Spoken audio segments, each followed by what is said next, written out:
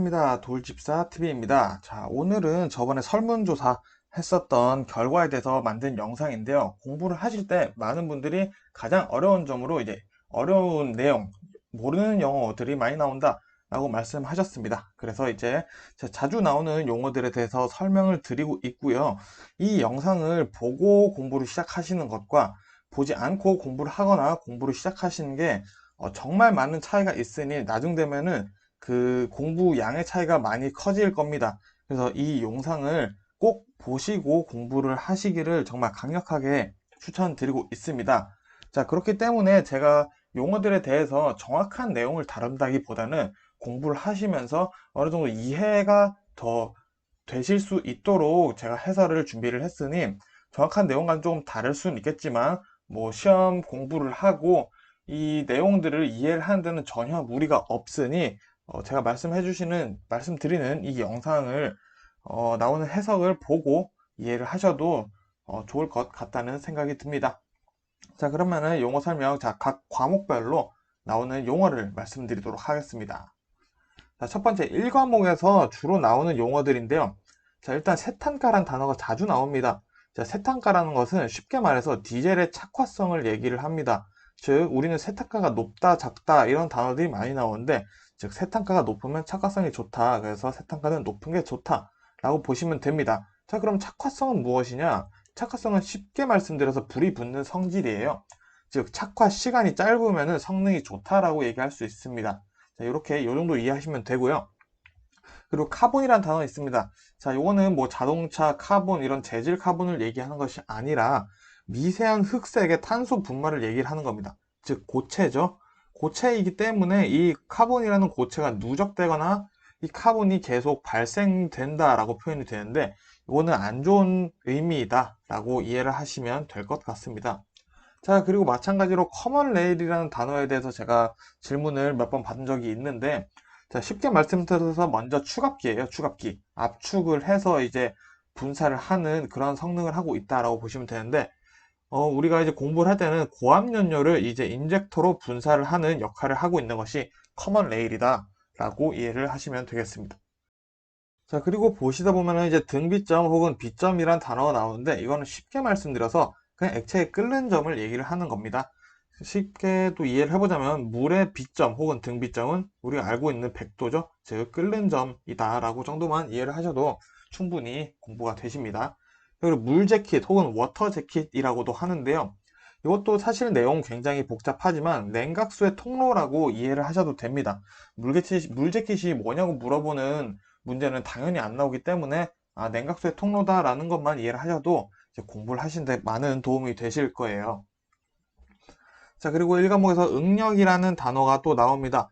응력은 정확히 이해를 하시려고 하면은 약간 스프링 좀 생각하시면 돼요. 위에서 누르면은 스프링이 쭉 구겨졌다가 딱 놓으면 다시 튀어오르잖아요. 이제 그런 힘입니다. 물체를 이제 압축하려고 할 때 물체가 저항하는 힘입니다. 이 응력은 모든 물체가 가지고 있어요. 내가 바닥을 누른다고 해도 바닥이 나를 밀어낸다라는 그런 중력의 개념. 그런 것들이 이제 응력이라고 이해를 하시면 되고요. 간극도 자주 나오는 말이죠.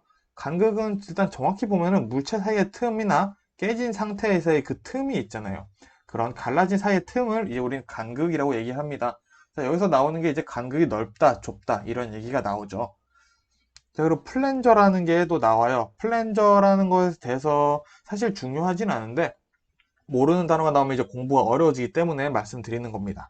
자, 어떤 효과의 증폭을 위한 이펙터, 그러니까 어떤 효과든지 이 플랜저가 있으면 그 효과를 조금 더 활용시키고 좀 더 증폭시킨다. 그런 개념 정도로만 이해해 주시면 될 것 같습니다.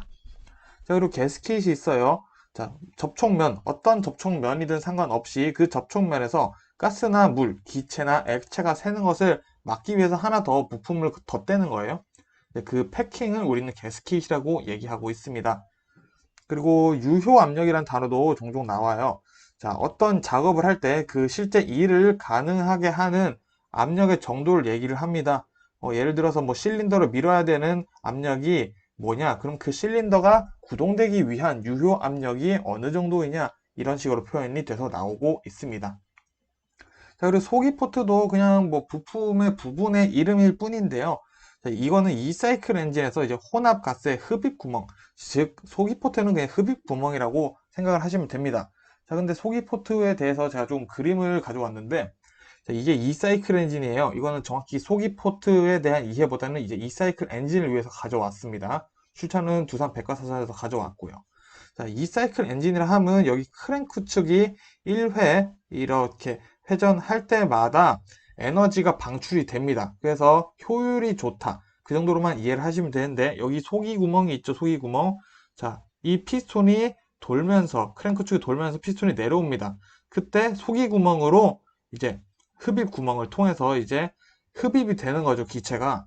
그래서 이 소기 구멍에 소기 포트이자 그런 식으로 이해를 하시면 되고요. 소기 포트는 뭐 시험에서 당연히 나오지는 않지만 이 이사이클 엔진에 대해서 이해를 하기 위해 제가 조금 그림을 넣어 봤습니다. 자, 그럼 이 과목 한번 어떤 용어들이 나오는지 볼게요. 전기 파트죠. 전기 파트다 보니 사실 저도 조금 이해하는데 어려웠습니다. 이과의 문제 나오고 저도 문과 출신이기 때문에 힘들었는데, 자, 한번 설명 들어볼게요. 자, 먼저 극판이란 나와요. 극판의 개수가 많은 게 좋으냐, 적은 게 좋으냐, 막 이런 얘기가 나오는데, 일단 극판은 단순하게 생각하시면 그냥 전극이 되는, 전류를 흐르게 할 수 있는 도체판입니다. 그냥 전류가 흐를 수 있는 판때기, 이런 정도로 이해를 해주시면 되고요. 전극이라는 단어가 또 나와요. 전극은 그냥 단자입니다. 우리가 생각하는 그 단자 그대로 이해를 하시면 되는데, 전류가 흘러나오도록 하게 하는 단자를 전극이라고 얘기한답니다.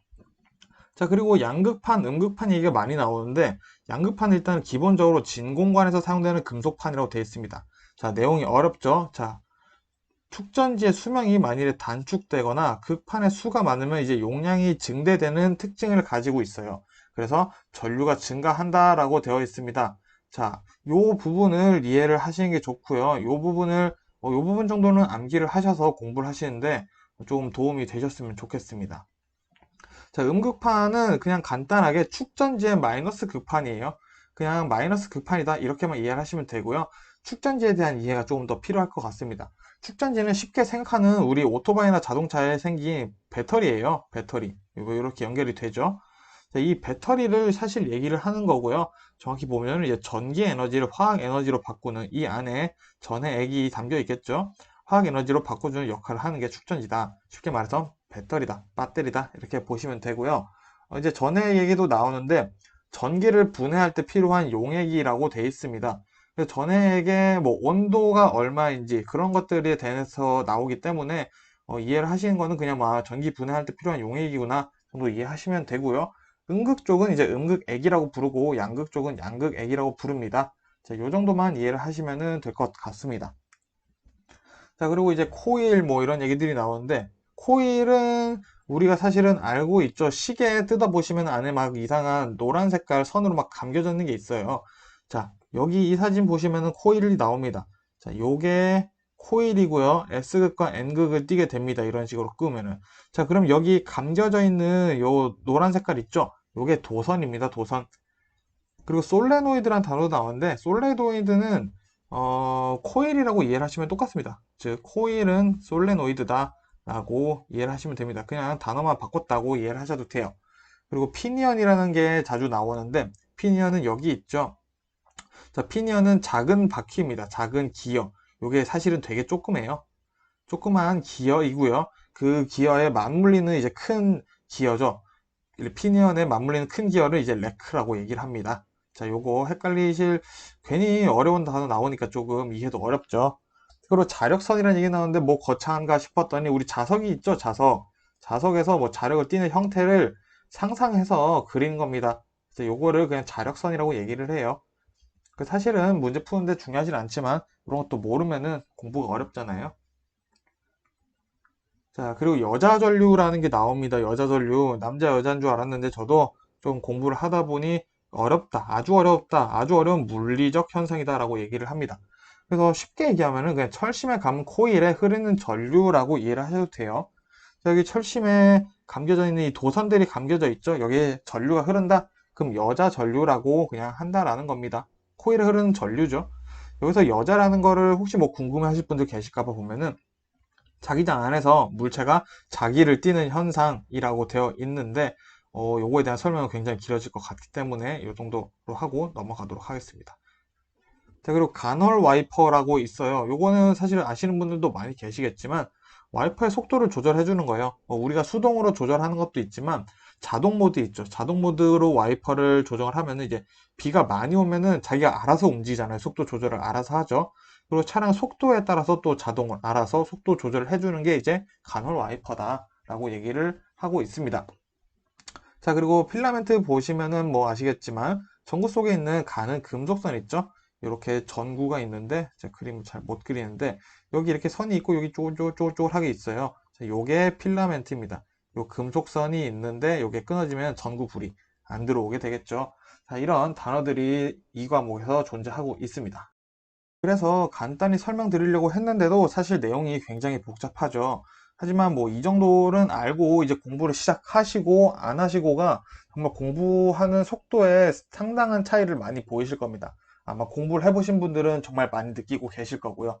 그래서 요거 한번 그래도 들어보시고 외우실 필요는 없지만 들어보시고 한번 공부를 해보시면은 공부하시는데 많은 도움이 되지 않을까 싶습니다.